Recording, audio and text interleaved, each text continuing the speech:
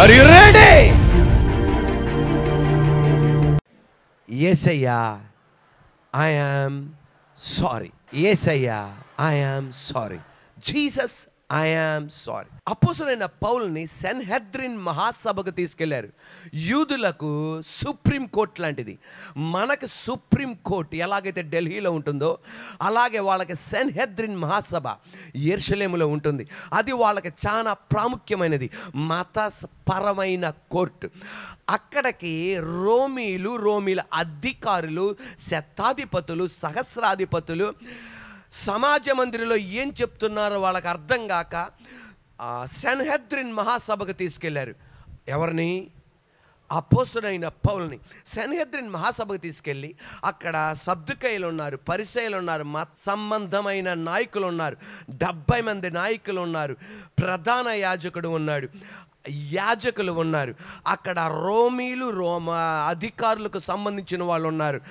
వాళ్ళు సెన్హెద్రిన్ మహాసభలో ముందు స్థానాల్లో కూర్చోడానికి కుదరదు, వాళ్ళు వెనకాల ఉన్నారు.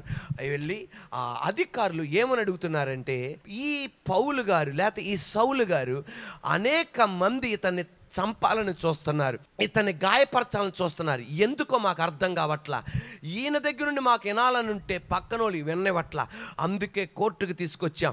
ఆయన ఉద్దేశం ఏంటో, అసలు ఎందుకు ఇలా జరుగుతుందో, ఎందుకు ఈ గలిబిలి జరుగుతుందో మాకు అర్థం కావట్లా, చెప్పమనండి అనగానే అపోస్తలుడైన పౌలు ఆ బోన్లో నుంచొని సెన్హెద్రిన్ మహాసభ వారిని చూసి, సహోదరులారా, నేటి వరకు నేను మంచి మనస్సాక్షితో జీవించుచున్నాను, దేవుని ఎదుట అలా నడుచుచున్నాను అనగానే అక్కడ ఉన్న ప్రధాన యాజకుడు అతని మూతి మీద కొట్టండి అనగానే అపోస్తలుడైన పౌలు ఏమంటున్నాడంటే, నేను వచ్చింది కోర్టులోనికి, నేను వచ్చింది సెన్హెద్రిన్ మహాసభలోనికి, నేను నా వాదం చెప్పనీయకుండా, నేనేం చేస్తున్నానో చెప్పనీయకుండా, న్యాయం విధించకుండా నువ్వు నన్ను కొట్టమని చెప్పడానికి నువ్వెవరవయ్యా?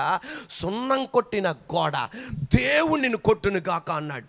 అనగానే అక్కడ ఉన్న వాళ్ళు అన్నారు, నువ్వు ప్రధాన యాజకుని పట్టుకొని సున్నం కొట్టిన గోడ, దేవునిని కొట్టును గాక అంటావా అని అక్కడ ఉగ్రులైపోగానే వెంటనే అపోస్తలుడైన పౌలు ఇంగ్లీష్లో బైబిల్లో ఎలా చెప్తుంది, NIVలో కాదు, న్యూ లివింగ్ ట్రాన్స్లేషన్లో ఎలా చెప్తుంది, సారీ, ఐ యామ్ సారీ. నాతో పాటు చెప్పండి, అందుకు పౌలు, సహోదరులారా, ఇతడు ప్రధాన యాజకుడని నాకు తెలియలేదు, నీ ప్రజల అధికారిని నిందింపవద్దని రాయబడి ఉన్నదనెను. The book of Acts 23rd chapter 5th verse, the book of Acts 23rd chapter 5th verse, New Living Translation. I am, గట్టి చెప్పండి, I am sorry brothers, I do not realize he was the high priest. Paul replied, for the scriptures say, you must not speak evil of any of your rulers. వెంటనే ఏం చెప్తున్నాడు? చెప్పండమ్మా, ఏం చెప్తున్నాడు? Sorry అంటాడు. Sorry అన్న మాటకి అర్థం feeling sad are distress through sympathy with someone else misfortune. Feeling sad or distressed through sympathy with someone else misfortune. అంటే దానికి అర్థం ఏంటంటే, నా ప్రవర్తన ద్వారా ఇంకొకళ్ళు గాయపడినప్పుడు, ఇరుకులోనికి వెళ్ళినప్పుడు, ఇబ్బందిలోని పడినప్పుడు, ఆ వ్యక్తి బాధపడుతున్నాడని తెలిసినప్పుడు నేను తెలియపరిచే మాటే సారీ.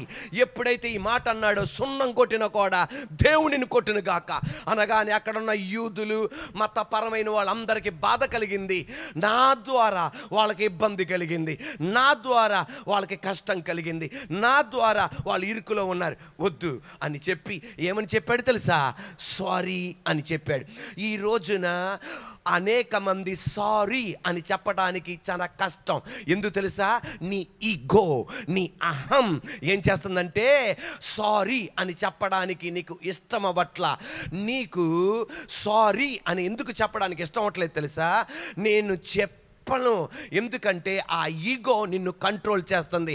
తద్వారా సారీ చెప్పపోకటం వలన సంబంధాలు తెగిపోతున్నాయి. నీకు మరొక వ్యక్తికి, నీకు నీ భార్యకి, నీకు నీ కుటుంబ సభ్యులకి, నీకు నీ స్నేహితులకు గ్యాప్ ఏర్పడుతుంది.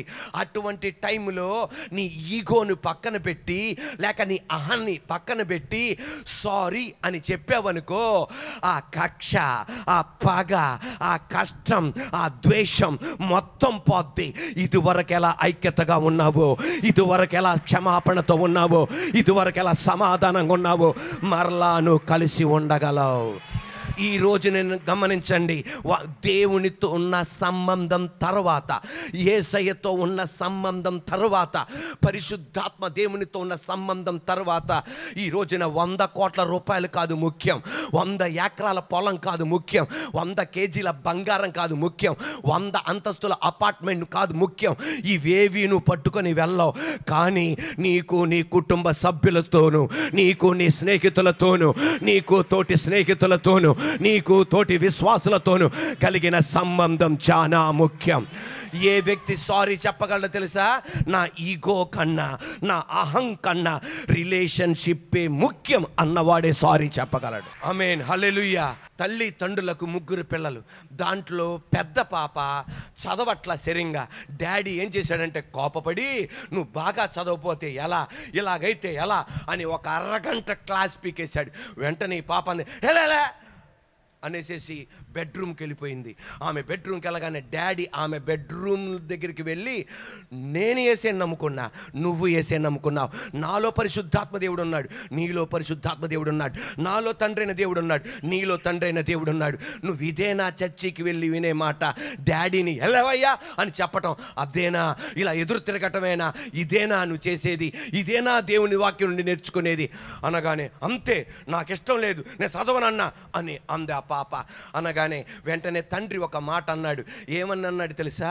నువ్వు చేసింది తప్పో కాదు, ఒక్కసారి దేవుణ్ణి అడుగు, తెలియపరుస్తాడు.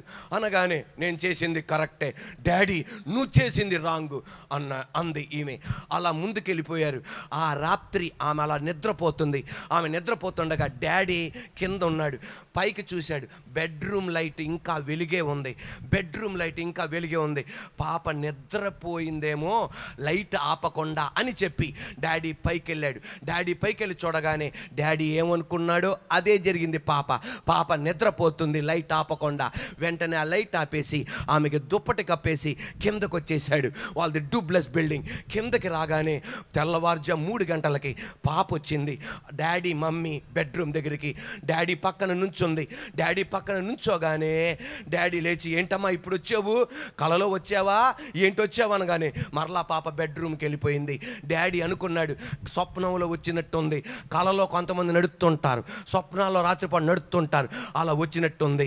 తెల్లవారుజామున అమ్మ వంటగదిలో ఉండి అన్ని సిద్ధపరుస్తుండగా, ఉదయం పూట ఆహారం కొరకు సిద్ధపరుస్తుండగా వెంటనే అమ్మతో ఒక మాట అంది, డాడీ దగ్గరికి వెళ్ళాలి. ఎందుకమ్మా డాడీ దగ్గరికి వెళ్ళాలి? మరి ఏంటి తెల్లవారుజాము 3 గంటలకు వచ్చావు, కలలో వచ్చావా, స్వప్నంలో వచ్చావా నడుచుకుంటూ? లేదు మమ్మీ, కావాలనే వచ్చా, ఇప్పుడు డాడీ దగ్గరికి వెళ్ళాలి. సరే డాడీ దగ్గరికి వెళ్ళమంది. అనగానే ఆ పాప డాడీ దగ్గరికి వెళ్ళింది. డాడీ దగ్గరికి వెళ్ళి డాడీ చేతులు పట్టుకొని ఒక మాట అంది, ఐ యామ్ సారీ డాడీ. ఆ పాపకేంటి తెలుసా? ఈగో ముఖ్యం కాదు, అహం కాదు ముఖ్యం, నా డాడీతో ఉన్న సంబంధం నాకు ముఖ్యం. ఈ రోజున దేవుని బిడ్డలారా, ఈ రోజున మన ఈగో కాదు ముఖ్యం. భార్య భర్తల మధ్య ఏం ఈగో అండి? తండ్రి పిల్లల మధ్య ఏం ఈగో అండి? పిల్లలకి తండ్రుల మధ్య ఏం ఈగో అండి? దైవజనుడికి విశ్వాసుల మధ్య ఏం ఈగో అండి? విశ్వాసుల మధ్య ఏం ఈగో అండి? సర్వశక్తి గల దేవుడు మనతో ఈగో పెట్టుకుంటే మనతో సంబంధం కలిగి ఉండేవాడు కాదు. నిన్ను నన్ను క్షమించాడు. ఎందుకు తెలుసా? ఆయనకి ఈగో కాదు ముఖ్యం, స్థానం కాదు ముఖ్యం. దేవుడు స్థానాన్ని విడిచిపెట్టొచ్చాడు. నీతో సంబంధం ముఖ్యం, నీతో సంబంధం ముఖ్యం, నాతో సంబంధం ముఖ్యం. ఈ పగటి వేళ వాక్యం వింటుండగా అన్న తమ్ముల మధ్య పడక, భార్య భర్తల మధ్య పడక, విశ్వాసి మధ్య పడక ఉన్న నీతో దేవుని ఆత్మ తెలియపరిచేది నీ ఈగో కాదు ముఖ్యం, నీ అహం కాదు ముఖ్యం, రిలేషన్షిప్ ముఖ్యం, సంబంధం ముఖ్యం. Praise the Lord, hallelujah.